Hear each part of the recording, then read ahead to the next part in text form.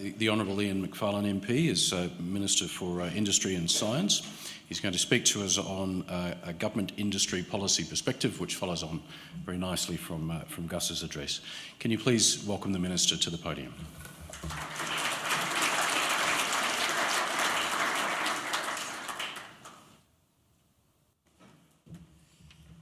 Well, thanks very much, and it is a real delight to be here. And can I acknowledge Angus Campbell, Chief of Army, and also Stephen Loosley, the Chair of ASPI.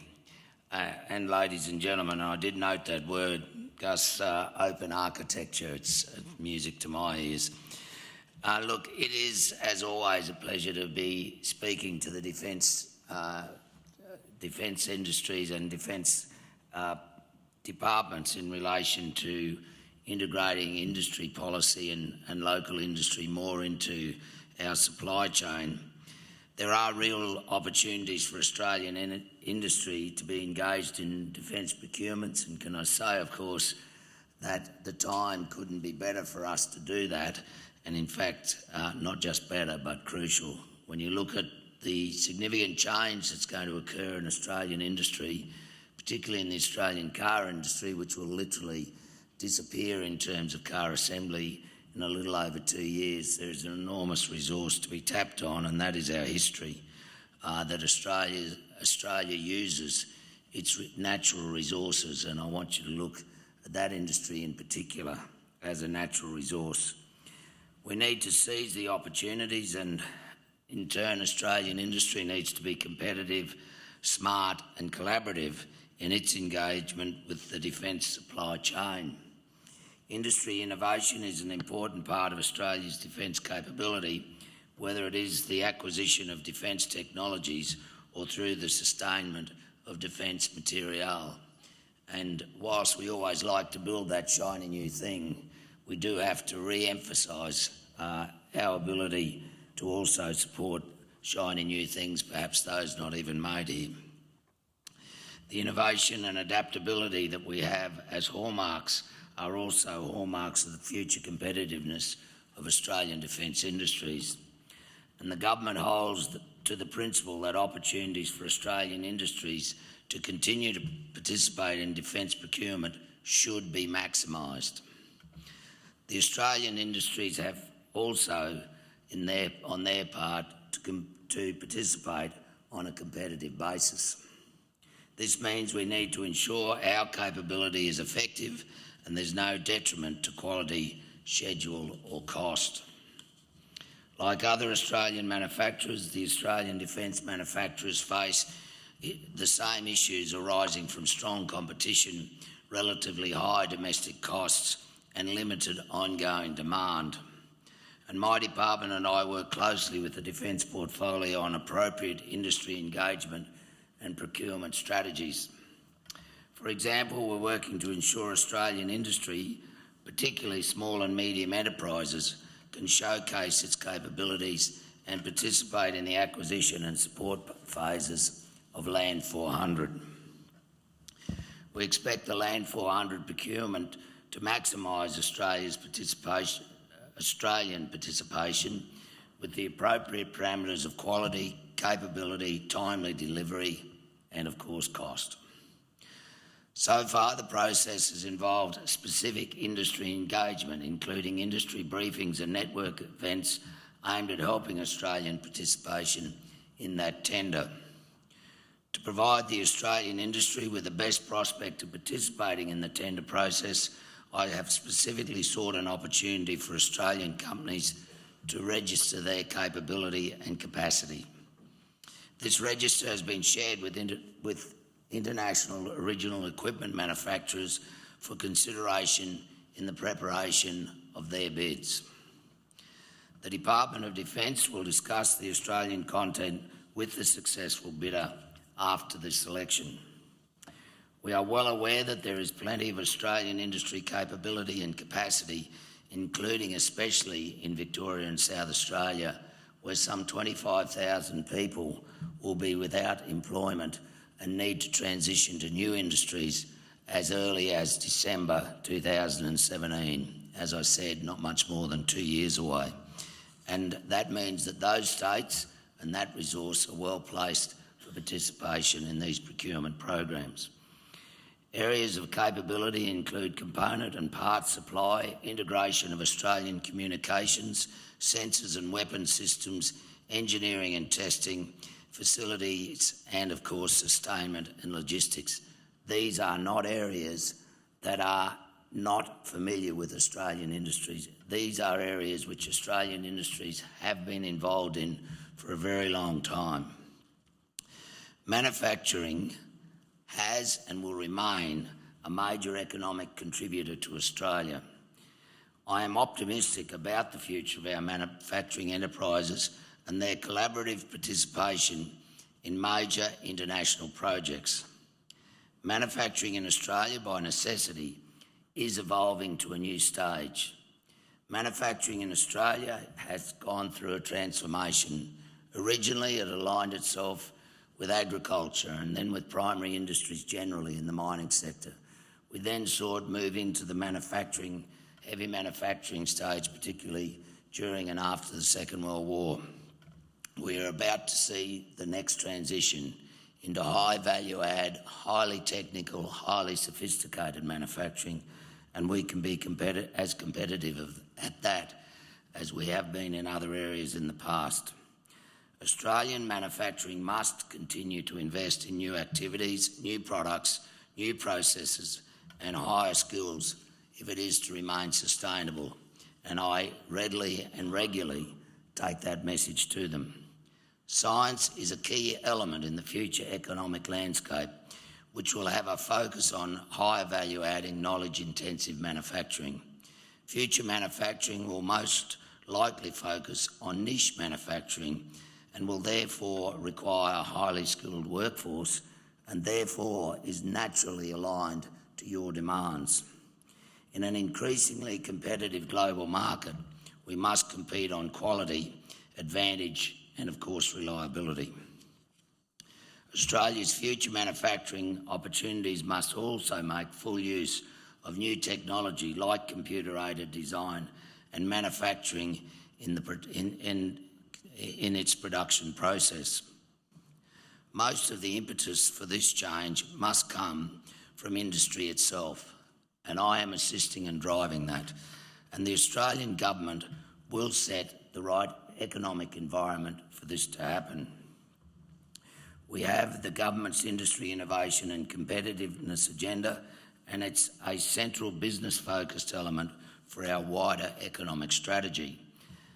The manufacturing industry has opportunities under this agenda to position itself to maximise competitive advantage, undertake development, and most importantly, transform itself to the next phase. The agenda provides the right economic incentives to enable business, big and small, to grow and prosper. It combines and builds on other economic reforms to make the most of Australia's strength and business opportunities. We have already started to roll out our industry-led $225 million Industry Growth Centre initiative, and it is a key to our competitiveness agenda. The centres being established have 5 targeted sectors which will foster smart, high-value and export-focused industries. And we are in the process, as I say, of putting in place the Food and Agribusiness Growth Centre, the Mining Equipment and Technology Growth Centre, the Medical Services and Technology and Pharmaceuticals Growth Centre and the Advanced Manufacturing Growth Centre, and soon we'll be rolling out the Oil and Gas and Energy Resources Growth Centres. It is the Advanced Manufacturing Growth Centre under Andrew Stevens, previously from IBM, that will be of the most interest to many of you. Andrew has had significant consultation with the industry already and with industry in general already, and will soon hit the ground running to bring together a vast range of innovative SMEs, many of whom are not unfamiliar to you, who are working on some of the world's very best technologies in cities right around Australia. The government is also considering what other growth centres or what other sectors would be suitable for future growth centres, including, of course, a defence growth centre. no prizes for guessing where we might put that. To maximise our opportunities in these areas of competitive strength, the government is refocusing industry policy to place science, research and technology at the centre of industry policy and industries and economic transformation. Building these new connections directly impacts on our ability to create economic opportunities and jobs for the future. The government invests more than $9 billion annually in science, research and innovation. We're getting up there towards defence. And all these sectors of our economy, defence is already familiar with the benefits of greater collaboration with research, science and technology. We want the defence sector to continue to do this and for other industries to also lift their rates of collaboration. Collaboration between industry and science will identify and capitalise on the new opportunities that are there and make the new discoveries that will enable industry to offer the capability and innovation that you need. Another reform which is designed to ensure we make the best use of our research investment is via cooperative research centres. And following the recent reviews, we are moving CRCs to be a far more formal and close relationship between themselves and the industry growth centres. This will allow them to further develop the capacity for bringing researchers and business together, as they've shown so successfully they can do when pushed over the last 25 years. CRCs will be tasked with more closely aligning their activities with the particular growth centres which the government has identified as priorities and areas of natural advantage in Australia. And this means their resources are directed to the sectors where we enjoy a competitive advantage. The realignment will enhance the CRC's role in connecting researchers with industry, so we will then build a competitive and forward-looking economy. There are 35 CRCs who are actively commercialising leading-edge research occurring in our universities and research institutions. They are also adding depth to the national workforce by producing graduates with hands-on industry experience. The Defence Materials Technology Centre, or DMTC, is an Australian government initiative based around the CRC model, so it shouldn't be unfamiliar with you. It was established in 2008 with initial funding of $30 million and has since received additional funding to extend its operations at least until the end of 2018. The DMTC has been vital to the innovation and growth within Australian defence industries, but it's also contributing to other industry sectors. It brings together defence industries, universities, government research agencies and the like to develop new materials and manufacturing technologies that enhance Australia's defence capabilities. And I was delighted just recently to present the DMTC with the CRC's Association 2015 Excellence in Innovation Award for its work on boron carbide ceramic armour technology last month. The award recognises the development of armour using boron carbide, a material which offers not only superior performance to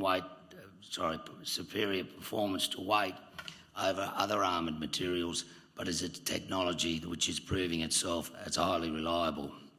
The new technology has enabled Australian Defence Apparel to develop the tiered body armour system, which reduces the weight of Australian Army's soldiers' body armour from 25 kilograms to 7 kilograms. I also understand that other technology is being developed under the auspices of DMTC, which includes a wearable hydrogen fuel cell to provide a low-noise, low-thermal signature power source for next-generation soldier combat systems. Defence industries are also potential beneficiaries of the new CRC for innovative manufacturing, which is being established with a $40 million Australian government fund over the next 7 years. The new CRC will work on advanced manufacturing will work with the Advanced Manufacturing Growth Centre to help Australian manufacturers move to high-value, internationally competitive manufacturing. Can I just mention briefly STEM skills, which are so important to our economy, but are going to be even more important to our future economy. High-level STEM skills, or having the appreciation of their application, will underpin all forms of business, research and social activity in the future. They will give the workforce the ability and capacity to develop and implement new technology across all sectors, again to build competitiveness and active and effective participation in the global economy. Having a STEM-skilled workforce is of particular importance for the innovation and defence manufacturing sector, and I have recently heard of some promising STEM strategies from defence industries, including engagement with universities to ensure STEM skills are fully utilised in the training and workforce development of personnel. Can I say in conclusion that Australia produces and has regularly produced excellent research, but this research often fails to find a commercial home. In fact, we lag behind comparable countries in our ability to make that transition. Our government, the Australian government, has placed science and technology firmly at the centre of industry policy so that we can encourage the development of real goods and services, technologies and life improvements. We have a policy of settings and a measured amount of assistance that is designed to build collaboration between industry and research. The outcome of this collaboration will provide the necessary transformation of Australian industry to ensure that its future competitiveness and activity is part of the global market. There are significant opportunities for Australian industry to grasp as we transition to the new economy, where our sophisticated skills base and our advanced manufacturing will come to the fore. I look forward to Australian industry continuing to link closely with defence in those opportunities of the future, and not only see them have a go, but see you let them have a go. Thank you.